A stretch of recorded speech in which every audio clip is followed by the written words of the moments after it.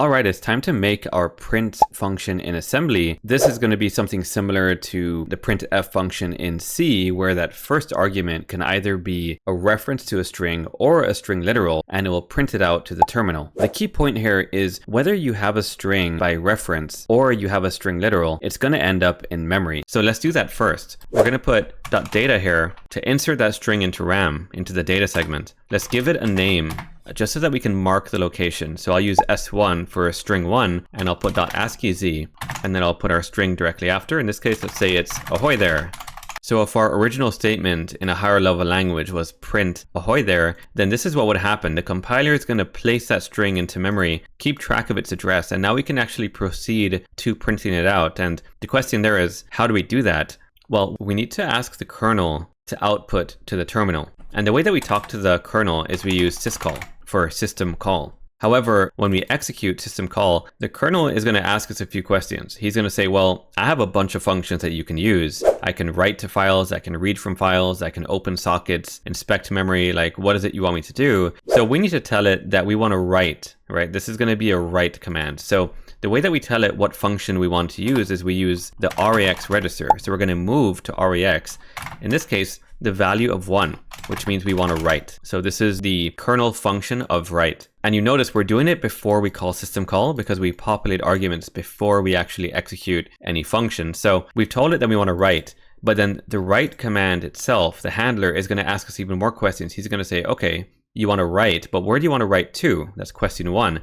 In our case, we want it to be the terminal. So he's going to look in the RDI register to find out where we want to print to. And another 1 tells it that we want to write to the standard output. In this case, it will be the terminal. So we want to write to the terminal.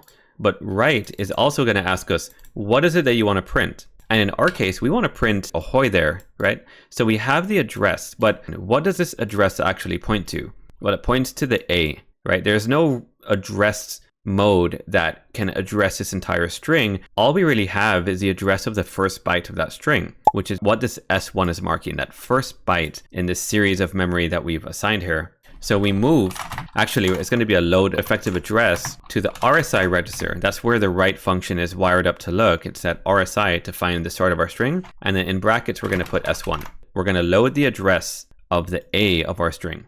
And then finally, the write command is going to ask us, okay, we have the start of your string, but how many characters do you want me to print here? And this is where we can either do this statically or dynamically. Now we've already statically put our string in here, but that's just temporary. We will make this function dynamic. And by the way, we can give it a title here of print, since we are making the print function. But really what we should do is, in the previous video, we made the string length function. So if you go to the description of this video, then you can copy and paste that code. I'm going to paste it above data right here. So ideally what would happen, the print function is going to receive whatever string we want to print, and it will call string length to calculate that length. In previous videos, if you've seen like the Hello World tutorial, we calculate the length of our strings at assembly time, but that's not dynamic at all. And that means that we can never get any new strings because we wouldn't know the length. But with our string length function, we can calculate on the fly the length of any string, much like any of our higher level languages would have to do. It needs to figure out the length of any dynamic string. So our print function has our string here, but write wants the RDX register to be the length. And we don't want to do it statically. We want to do it dynamically. So what we're going to have to do is, before we start setting up the data to go out to the kernel call, let's figure out the length of our string. So our string length function is going to take arguments. We see a pattern here, RDI, RSI, RDX. The kernel doesn't choose these randomly for the arguments for the write function. These are part of the System5 ABI. It's just a calling convention, the application binary interface. And it just makes sure that we're all on the same page, at least with Linux-based systems, to make sure that we pass arguments in the same order every time. That way, we don't need to look at each other's code and figure out what register order we want for arguments. We standardize it using the System5 ABI. So that order is RDI, RSI, RDX, RCX, R8, and R9. So there are 6 registers that we can use for arguments. Any more go on the stack. So our string length function takes 1 argument, right? String length says, hey, you want to count a string? Okay, what string do you want me to count? And we put that string in RDI, or more specifically, we put the first character of the string in RDI, and then we call string length. And then it's going to count the entire string. We went over this in the previous video where we built this function, and it looks for that null terminator. That's why the Z is here with the ASCII. We mark the end with a 0. So the string length can count it, and then it's going to move the result into RAX. And this is another part of the convention. Return values go into RAX. So print is going to load our string into RDI. So we load to RDI the value of S1. And that's because we only have one argument, and the register for the first argument is RDI. So we pass the string1 reference into RDI, and then we call our string length function. String length picks up the execution. It finds the argument that we had, RDI, and then it just does what it wants. And then in the end, it returns that length as the RAX value, and then it returns. So after we return back up to this next line of print, RAX is now going to have the length of our string. But this is sort of the part that can get confusing, I guess. We have two sets of functions here. We have string length, and then we have write. String length wants one argument, and we put it in RDI, and it returns it in RAX. But the write function wants RAX, RDI, RSI, and RDX to be all these values, right? We want to write to the terminal, we have our string, and then it wants the length to be in RDX. But after calling string length, the length is actually in RAX. So we really want to, before we make RAX turn into that 1 for the write function, we need to do a bit of preparation. We need to make sure that we're done calculating that length, and then we can overwrite all the other registers. So once we call string length, we know it's in RAX. So we're going to move to RDX, the value of RAX. And then after that, we can just set everything to the way we want. So let's run this and see what happens. If we start stepping through here, we load our string to RDI, the address, right? So 402000 is where this A is in memory. And we step through, we call string length, and then he starts counting. Now it's going to take a while for us to count. So what I'm going to add is right before string length returns. So when it's done counting, I'm going to add a little interrupt 3. So it's kind of like a breakpoint in a debugging software. So if we recompile this, then we can still step, we load our string, we call string length, and instead of going through one at a time, I'm going to just press continue. And you see it jumps down to exit. So it finished looping a bunch of times. We see the value of D in RAX, and we know that's where the length is going to end up. And it's a value of D, which is 13. Then we can double check that. 1, 2, 3, 4, 5, 6, 7, 8, 9, A, B, C, and then D. The /n is technically treated as one character, the new line character. So we have our length, and then now we're going to return back up to our print function. We're going to take that value, the length, put it in RDX, right? Which is where the write function wants it to go. And then we're going to set RAX to select the write function in the first place. We're going to set RDI to that 1 because we want to print to the terminal. And then we're going to set the address of our string to RSI. So at this point, the kernel knows that we want to write to the terminal this string and this many letters of that string. So if we press step, system call is our next command to execute. We see it printed out very cleanly down here. Ahoy there. So we have a success. Now our program will end up crashing because it just falls into string length again. So we need to add an exit here. What I'm going to do is add an exit above our print, so that if we never end up calling anything in the main function, we just exit. So it's kind of like having return 0 being that first command, and we can insert stuff above if we want to have a program. So these are functions. Much like in C, we'll put them below maybe the main function. So we'll have our exit here. We'll move RAX 60. So we see another system call here, and 60 just means that we want to exit. We want the kernel to terminate our process, and we're going to move to RDI the value of 0. We can also put exclusive or RDI. Both of these end up making RDI 0. This one runs a little faster, so I'm going to just use that one. So if we run our program now, we'll see that if we press continue, we just exit with code 0. And that's because we stepped right through. We fall right into that exit command. That's the only thing our program does. So now if we want to call print, we actually need to call the print function. But if we call the print function, then we need to also return, right? So we call print, and then we return down to our exit function. So if we compile this, then we can step. You see we jump down to print. You see that return address is on the stack, by the way, 401005. That's what the call function does. It pushes our return value so that when we're done with print, when we get to return, it knows where we were executing before. In this case, it will go to this line here, the next line in our execution. 401005, we see the address here in the little endian format. So now our program should run. If we click continue, then we ended up with that same breakpoint on strlen. We can actually get rid of that now. So if we compile, then we should be able to run. So what we should do is maybe add the interrupt to the end of our print function. So if we compile, we click continue, and we get our function printing out here. So our print function is looking good, but it's still a little bit static. We're only printing string 1 when we really want it to be dynamic. So what we want to do is, just like string length looks at that RDI as an argument, we also want to add an argument to print. So instead of setting RDI, we're just going to assume that RDI has been set. Now, this is an important point here. String length wants that first argument to be an RDI.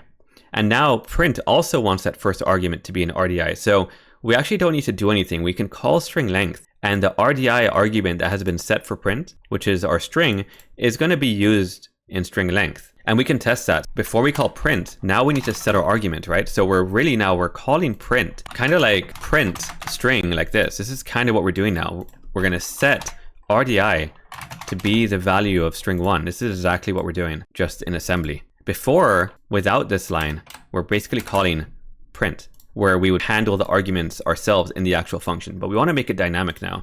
So we're going to load to RDI the value of our string, or the start of our string, technically a character pointer, right? We're pointing to this character with the address represented by string 1, and then we call the print function, right? So let me add this here so we have it. If we compile this and we step in, we see that we set our string, the address, to RDI, and now we're going to call print. Print is immediately going to pass control to string length, because we want to count that string first so that we know how long we need to tell the kernel that we want to write for, right? How many characters do we want? So we jump now to string length. Same thing as before, string length has a handle of that string, and we still have our interrupt here on the print. So if I click continue, then we see ahoy there prints just fine. But we are setting it manually here still. So we need to get rid of this next reference, right? We want it to be fully dynamic. So string length wants the string to be an RDI, but write wants the string to be an RSI. So what we can do is, once we get back from string length, we can just load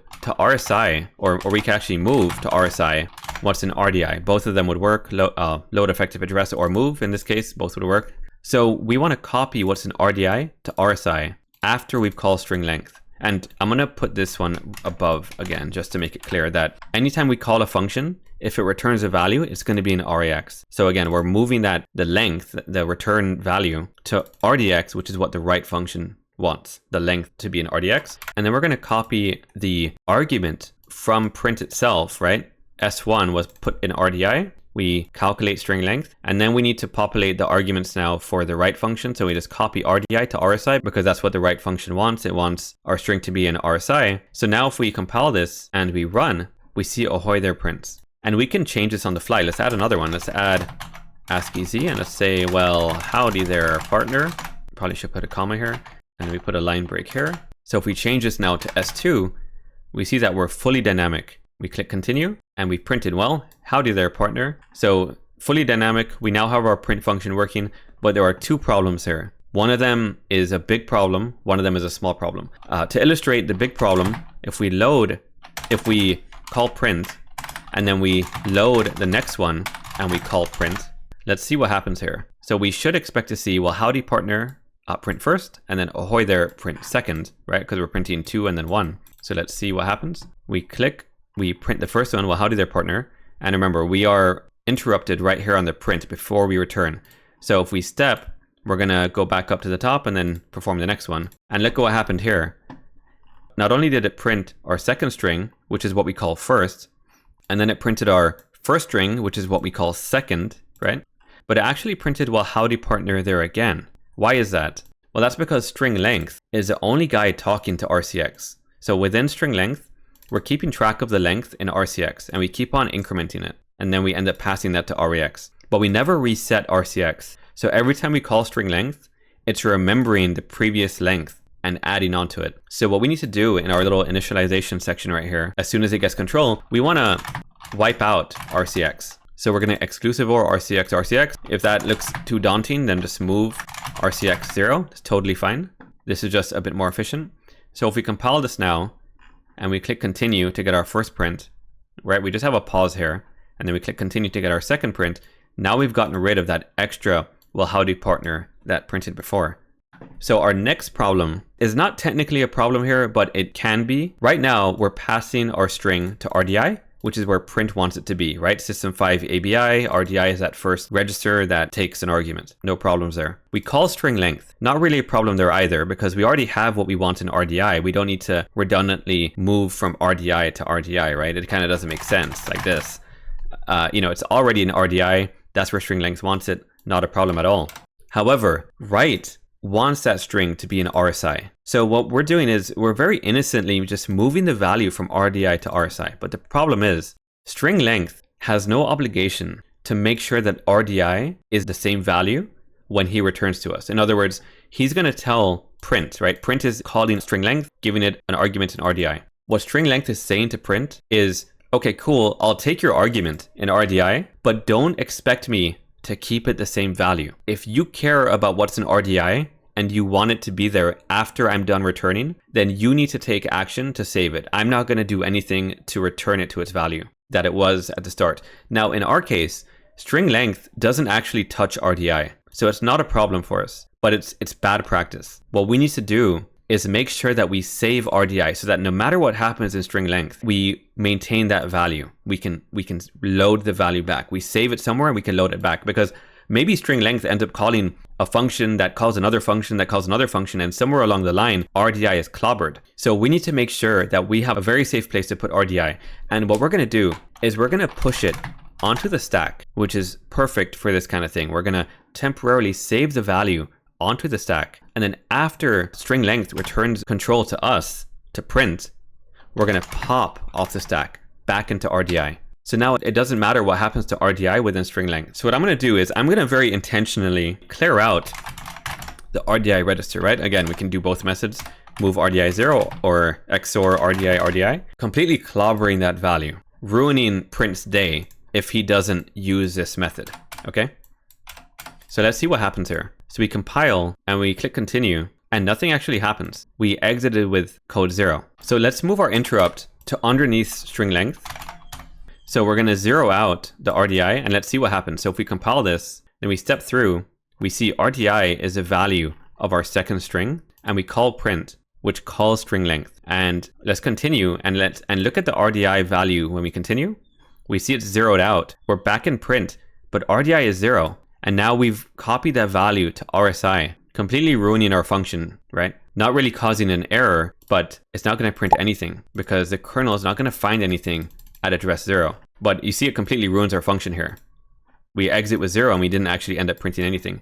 So in order to fix this, we're going to push, like what we had before, RDI to the stack and pop RDI off the stack. So if we walk through this, then when we call print, by the way, we'll see that return value on the stack, 40100D, right here, which is that next line of code after print returns. So we're going to step through. We see RDI is 40200E like before. And look, we just finished pushing it. And you see 40200E, same value, right? Placed on the top of that stack there. Now we call string length and we see it's still here. The next return address has been pushed on the stack, which is what the call function does. It pushes and then jumps. So string length, when it's done down here, it knows that it needs to return to 40102C, the line right after string length. So if we continue, we see that return address 40102C is now gone because the string length has already jumped back up. And look at our RDI. It's been returned because we've popped it back. So it was zeroed out before, but the pop function also took that off the stack. We didn't really catch it being zeroed. So let's adjust this real quick. Let's add our interrupt right before we return in string length, and we can get rid of this one. So if we compile this, then we have RDI set to that address. But when string length finishes, RDI is 0, right? At this point down here, it's just finished clearing it out. So RDI is 0.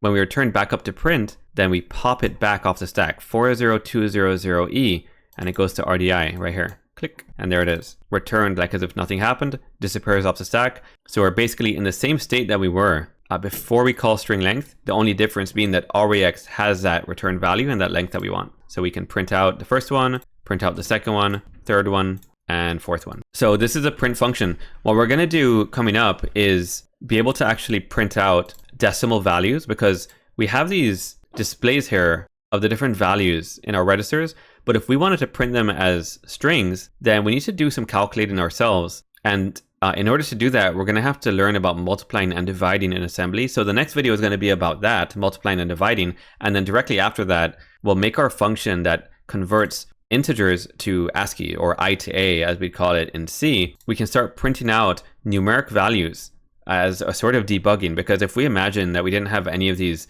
displays, we'd be sort of in the dark. So we really need to be able to print those values out.